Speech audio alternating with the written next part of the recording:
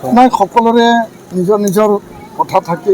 মুখ্যমন্ত্ৰী ডাঙৰীয়াই তেওঁ কিবা এটা ভাবি কৈছে আৰু মোৰ এটাই কথা যে দল যিয়ে নহওক কিয় জিকি যাব লাগে আৰু জিকাই পঠোৱাটো ৰাইজে সিদ্ধান্ত দিব।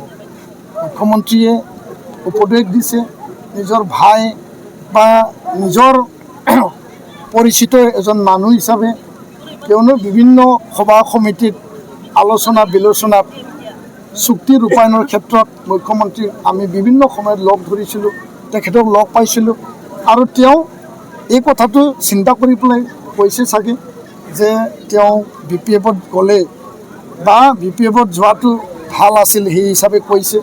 আৰু মই BPF-ত গ'লেও হিমন্ত দৈমাৰী ডাঙৰীয়া মোক হাৰাবৰ কাৰণে কাম কৰিলেহেঁতেন, কাৰণ তেওঁ যিহেতু টিকেট বিচাৰিছিল। তো সেইটো বাস্তৱ মই দেখা নাই। ৰাইজে আশীৰ্বাদ দিছে, ৰাইজৰ আশীৰ্বাদেৰে আমি আগবাঢ়িম আৰু মই দৃঢ় বিশ্বাসী সকলো ৰাইজৰ আশীৰ্বাদ লৈ পেলাই আমি এই যুদ্ধ জয়ী হ'ম। যোনে যিখিনি উপদেশ দিছে এইখিনি মই শুনিছোঁ আৰু BPF আৰু BJP যিহেতু এলায়েন্স আছে সেই হিচাপে আঞ্চলিক দল BPF-ক তেওঁ গ'লে ভাল আছিল সেই কথাটো ক'ব, কিন্তু তাৰ আগত UPPL আৰু BJP-ৰো এলায়েন্স আছিল। সেই সময়ত মুখ্যমন্ত্ৰী ডাঙৰীয়াই কিছুমানক কৈছিল যদিহে BJP-ত নাযায় তেতিয়াহ'লে UPPL-ত যাওক। আজি তেওঁ BPF আৰু BJP যিহেতু এলায়েন্স আছে তেওঁ ক'ব পাৰে যে তেওঁ BJP-ত যদি নাযায় তেতিয়াহ'লে BPF-ত গ'লে ভাল আছিল।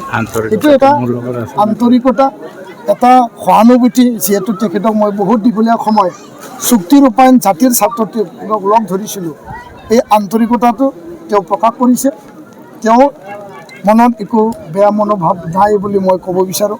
আৰু মই যিহেতু ৰাজনীতিত নতুন, 16-17 দিন হৈছে, কোনো ৰাজনৈতিক দল কোনো নেতাৰ লগত মোৰ শত্ৰুতা নাই আৰু নিজৰ কথা নিজে আমি ৰাইজৰ আগত লৈ গৈছোঁ।